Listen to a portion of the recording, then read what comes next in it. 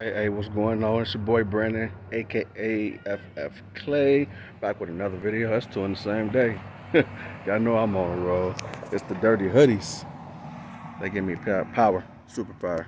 That's why when y'all don't see me make videos for a while, I be because I ain't got the hoodie or it's been washed. So I can't do nothing with the clean hoodie. So I gotta wait till they get good and filthy and dirty back up, and then that's when y'all just randomly see me pop back up online. So if ever y'all see me disappear, just know it's because of the hoodie. And charge it to the hoodie. Excuse me. I'm gonna put all the hoodie on the blame. Ah, man, that's all them hours catching up. Put all the blame on the hoodie. But no, so on a serious note, just want to jump on real quick again. Percolating, my mind percolating, and I'm on the line, and it's like thinking about what I said earlier and thinking about everything that I've been, um, everything that's been cooking up, everything that's been bubbling. And I just want to say that I talk a lot about the law of assumption, and it's actually been in my title the last couple of videos, and it may probably be in this one too. So that's the last three videos.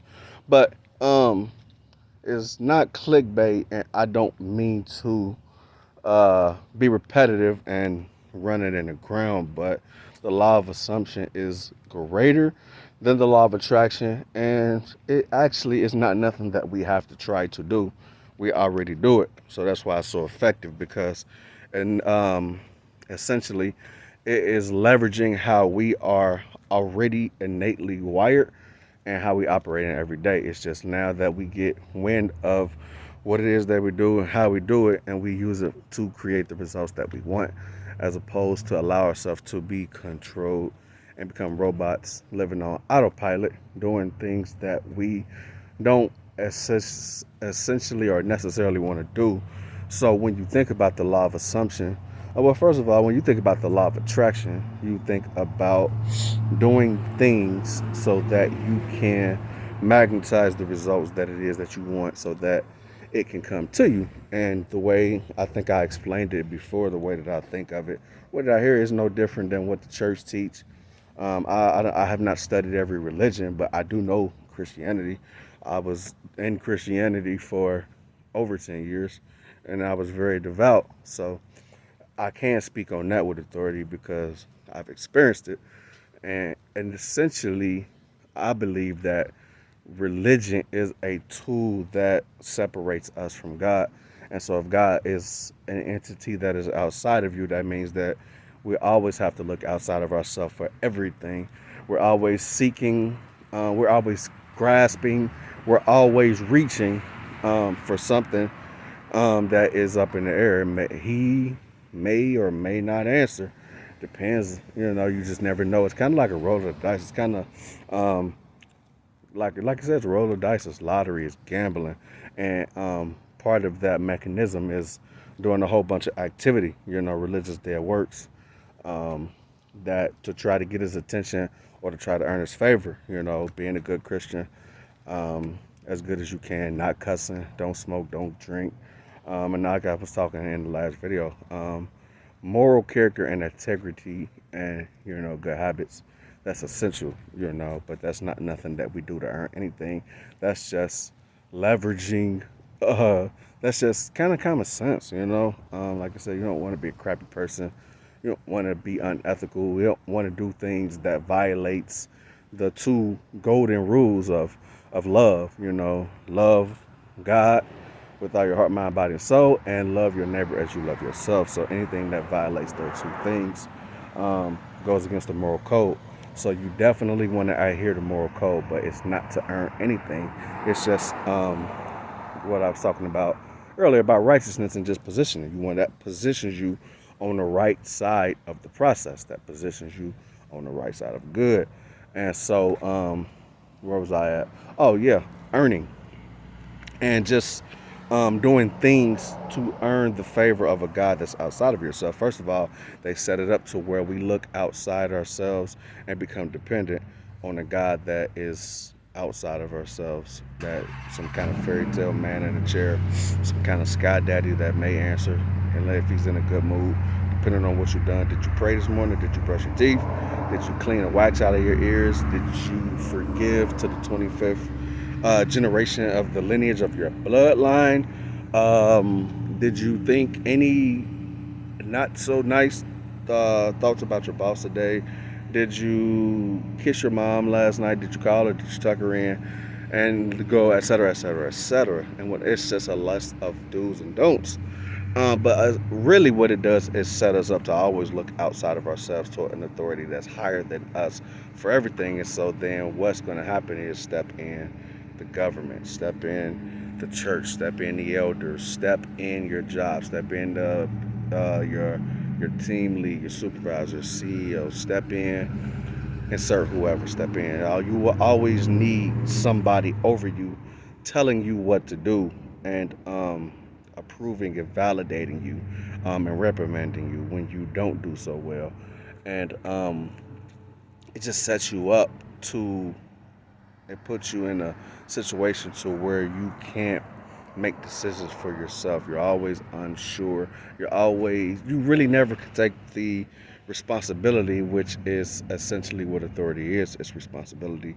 You never take responsibility for your own life and what you've been given, but you're always looking for somebody else to bail you out or to everybody owes you something, and it just puts you in a position to where you really never could conquer or attain much in life, and it really messes up your perception. And so it's like an epic setup, and it's real hard programming to come out from under, but it's definitely possible, and it's essential if we want to live lives and maximize to the fullest capacity of what we can. Um, so what was I saying? Okay, yeah, now that tangent is over. Yeah, but it just reminds me of what I think about the law of attraction, and that's not to rag on it or anybody who teaches it.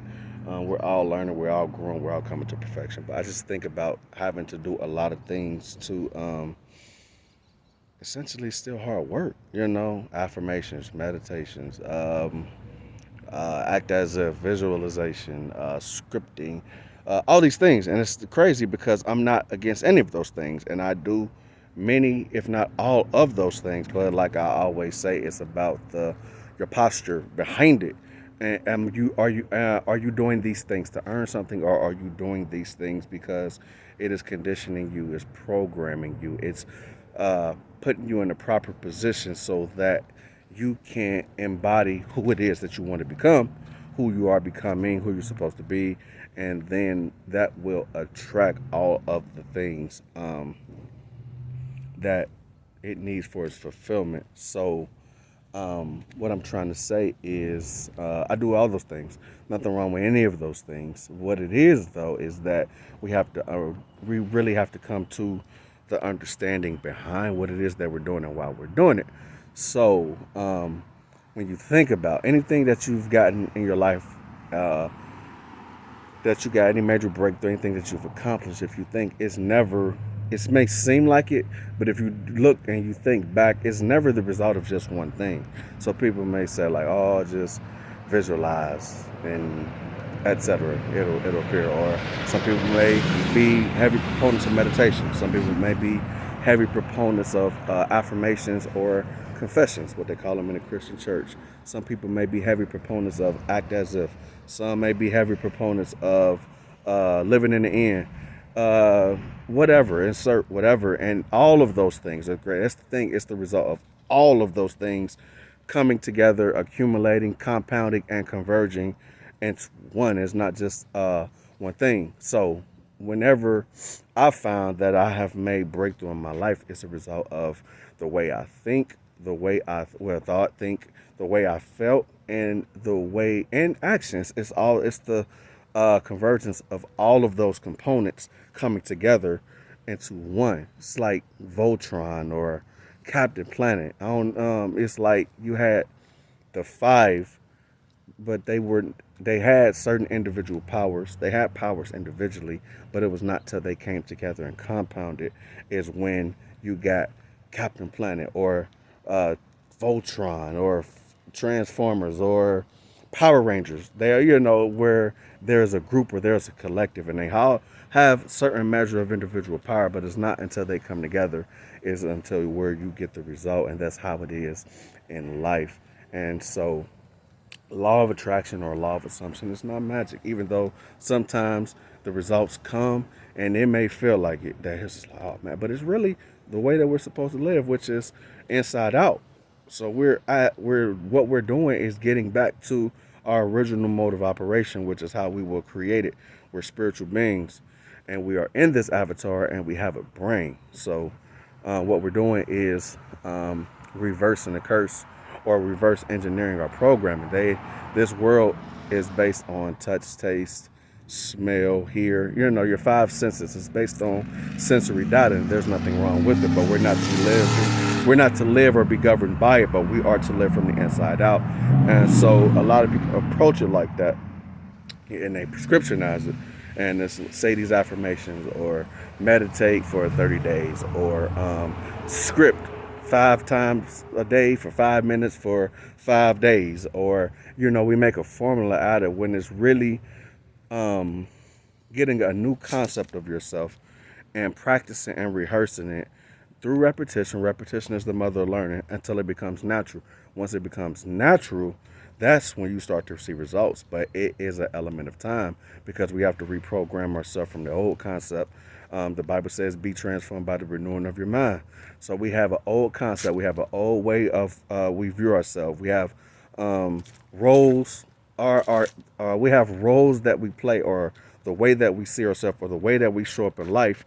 And so that is the life that surrounds us. And so what that means is you have to change everything about yourself from the inside out. So that's going to take time. But the thing about the law of assumption is that it is magnetic and it is attractive. And so it has all of the properties that we need contained within it. It's like a seed. Once you place it in the soil, you place it in the right soil that has been cultivated, you continue to cultivate it. It draws the nutrients and everything that it needs from the soil. All you have to do is plant the seed in the correct environment. Same thing with us. We have to plant a new concept within ourselves, and we have to cultivate it through repetition, through practice, through showing up every day. And so it's not just one thing, but it is a combination of everything. You got to change the way you think, which is in turn going to change the way that you feel, or change your emotions. Then the thought and emotions, you continue to rehearse those, eventually is going to solidify and harden into feelings, which are more, they're deeper. That's the subconscious. Those are more substantial. Those are deeper. Those are longer lasting. Emotions, they flitter and they come and go. We can feel one way one moment, and 2 seconds later we can feel another way. Emotions and thoughts are more fleeting. What we want to focus on is feelings, but in order to get to feelings, we have to practice new thoughts that cultivate the right emotions, and we have to emerge those two like an elixir, and we have to practice and continue to rehearse and show up through repetition every day until they solidify and become our long lasting feelings. It's like planting roots. It's like the parable of the sower I always refer to. A lot of the things that we hear about manifesting and law of attraction is dealing with the surface. What we have to do is those things that are at the surface level, but we have to do them long enough to where, what I just said, the seed, it draws roots, and that goes down deep. So that's the time element. That is the process. That's the work, and it is not always easy. I won't say that it's hard. In the beginning, it is hard. The process is simple, but it's not easy because you are transforming and uprooting and tearing down life as you knew it so that you can build life as you want to know it and how you want to show up in life. And so, like I said, it's a combination of everything. It's the process. And so I just wanted to drop that thought to maybe confirm, maybe to encourage you guys, maybe to remind you. Maybe you didn't know, but now you know. And not only now do you know, but you also know that it's possible, but you have to be diligent. Like the saying goes, Rome wasn't built in a day. So granted, we can see results instantaneously, and sometimes we do, depending on the urgency of the situation, different factors that's outside of our control, we do. But if we were to get instantaneous microwave results every time, then we would be surface people, and we wouldn't it wouldn't develop no grit, wouldn't develop strength, wouldn't develop patience. It wouldn't develop all of those intrinsic internal values that we need to excel in life. Like I was saying earlier, it's not about, I'm not opposed to nice things, I'm not opposed to physical things, but it's not about things, it's about cultivating our nature from the inside out. It's about the internal and eternal values: love, patience, joy, long suffering, kindness, great character. All those things may seem like they don't get you nowhere in life, or it may seem like they don't matter, but they do matter, because those are the things that are enduring. They will forever be here. When all of this stuff that we covet and think that we want, we may genuinely want it and like it. And it's great within context, but it's not everything. And so, with that thought, just wanted to drop by. Definitely will be dropping more content. Dirty Hoodie Gang, subscribe, like, comment, share, and I invite feedback and constructive criticism. Until next time, peace.